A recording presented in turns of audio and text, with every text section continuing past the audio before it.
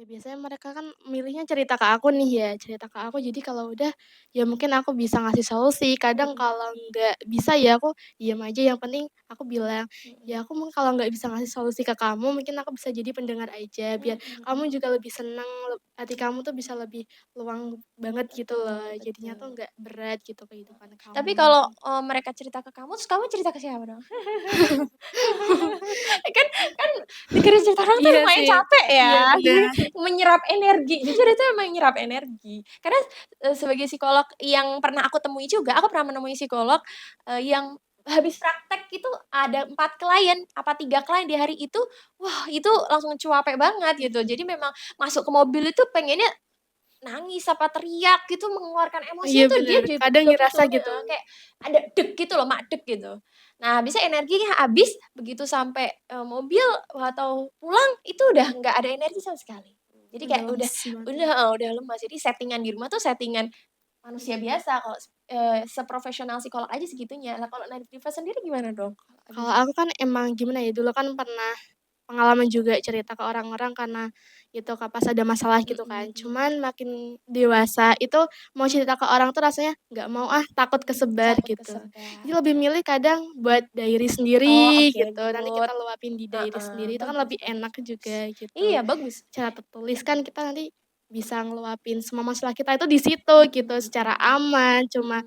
diary Heeh, kita betul. aja yang tahu gitu kan. Oke. Ya alhamdulillah kalau akhirnya punya cara untuk mengeluarkan perasaan dengan Iya, nulis ke diary, dengan journaling. Karena bener. journaling itu salah satu teknik untuk healing, untuk mengeluarkan emosional kita, mengeluarkan apa yang kita pikirin walaupun tuh random, se-random-randomnya, yang mungkin buat orang itu cringe gitu kan Bener, heeh, itu, mungkin buat orang, "Apa sih?" Gitu kan, nggak jelas berlebihan, nggak gitu, jelas, alay gitu alay. kan. Padahal itu suatu hal yang bagus, salah satu cara kita menjaga kesehatan mental adalah dengan mengeluarkan, Bener, mengalirkan. Jadi jangan ditahan, justru kalau ditahan itu ada namanya efek bola salju yang awalnya kalau bola gimana tuh, salju Kak? kan gelundung kan dari Iya, atas duduk ke bawah. heeh, ke bawah. Nah itu kan awalnya kecil kan, Iya. terus lama-lama bisa jadi besar Oh iya, besar besar ya kan, bener. numpuk-numpuk jadi bola salju yang besar dan akhirnya bisa boom, meledak dan bisa berbahaya. Maka kalau itu meledaknya nggak kelepas kontrol, misalnya jadi marah sama orang terus menyakiti orang,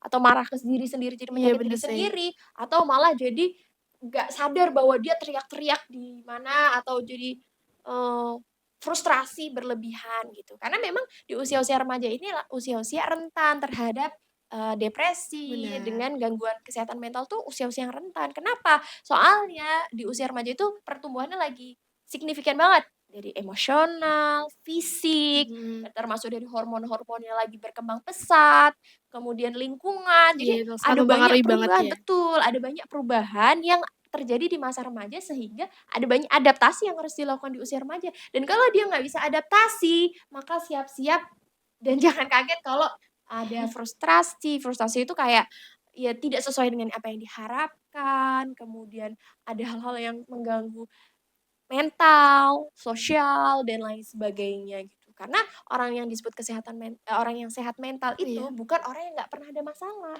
bener sih. Setiap Tapi orang pasti punya masalah betul, ya. setiap orang punya masalah.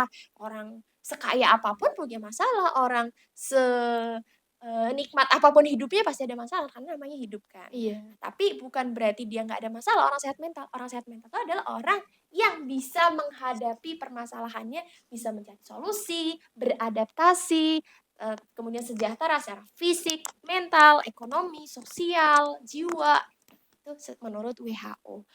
WHO itu nanti bisa searching sendiri. iya Hai, nanti ya teman-teman, jadi oke, buat heeh. kalian kalau ada masalah, jangan dipendam sendiri gitu. Gimana Betul, caranya kita cari solusi bareng-bareng, atau mhm, biasanya kan kalau remaja kali ini generasi itu kan tahu yang namanya K-pop gitu ya. betul, Biasanya tuh pada cerita mhm. lewat DM-nya, Instagram-nya, atau walaupun nggak dijawab Oh tapi gitu mereka ya? tuh merasa Oh lebih iya iya iya enteng iya, gitu, jadi kayak lebih ngerasa enak ada yang juga. mendengarkan dia ya? Iya, walaupun itu nggak dijawab, mereka nggak tahu kalian cerita apa, tapi Iya, kan oh. kita ngerasa lebih enak aja gitu Oh untuk jujur aku cerita baru di tahu situ. sih ada yang kayak gitu ya? Iya, Oh, banyak beberapa banyak ya yang iya akhirnya teman-temanku ada sih banyak gitu nggak yang apa-apa sih K-pop-K-pop pada gitu. akhirnya kalau memang, cerita kayak ke DM orang yang kita idolain, terus kita jadi termotivasi nggak apa-apa, asalkan jangan sampai obses ya. Iya, Yang bener, jangan jangan sampai sampai itu adalah terobsesi banget. karena kalau sampai obsesi, jadi ketergantungan, "Kalau aku nggak ngelakuin ini, aku nggak bisa," gitu. Yang berbahaya itu sampai obsesi. Iya, bener sih. Sedang-sedang saja, gitu. Sambil, Yang kalau itu secara online-nya, secara lingkungan juga punya teman support system. iya, bener, itu salah Teman satunya support ya. system itu salah satu yang paling kuat. Karena kita nggak bisa maksain orang tua kita, "Bu, ngertiin aku dong, ngertiin aku." Masa ibu bapak nggak ngertiin aku sih? Bener, bener. Kayak, "Apaan sih orang tua masa kayak gitu?" Nggak kayak orang tua temanku misal kayak gitu. Kita nggak mungkin sama sekali untuk bisa ngubah orang tua kita. Ya kita doain semoga orang tua kita ngertiin, Iya, hatinya dilembutkan, amin, tapi amin. nggak bisa kita kayak maksain, Iya, kita berharap maksa. berlebihan kayak gitu. Ya karena orang tua kita punya banyak urusan lain gitu, Bener, atau punya masa lalu yang mungkin, kita belum tahu ceritanya atau, ada kisahnya sendiri gitu. gimana? Jadi lebih baik kita ngelakuin apa yang bisa kita lakuin. Oke, saya bisa, lakuin apa, misalnya ngobrol sama teman, punya komunitas yang positif, atau punya diary, punya cara untuk melepaskan emosi.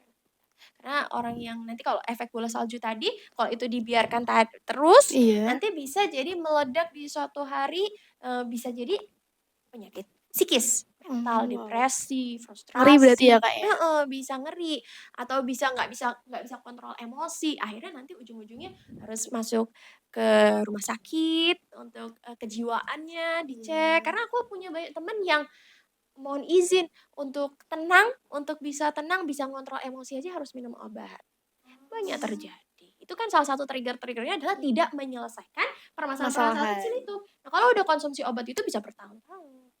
Oh, Nah, bayangin kita biaya ketergantungan obat itu ya, tapi kita itu harus memang dari resep ngelepasin. dari dokter, sambil dikurangi dosisnya dikit-dikit. Itu nggak mudah pada posisi itu. Nah, sebelum teman-teman ada di posisi itu, ya dan semoga harapannya enggak, Iya, kita jadi jangan ya. pelajaran apa yang sudah terjadi di orang-orang sekitar kita, jangan biar kita tidak masuk ke hal itu, salah satunya adalah kita preventif. Preventif atau pencegahannya dengan punya kebiasaan emosi yang stabil dengan menyalurkan emosi kita. Nggak apa-apa, boleh nangis boleh, mau mengeremet kertas juga boleh, asalkan Salah satu caranya gitu. heeh, salah satu caranya bisa coret-coret boleh, asalkan nggak nyakitin diri sendiri dan nyakitin orang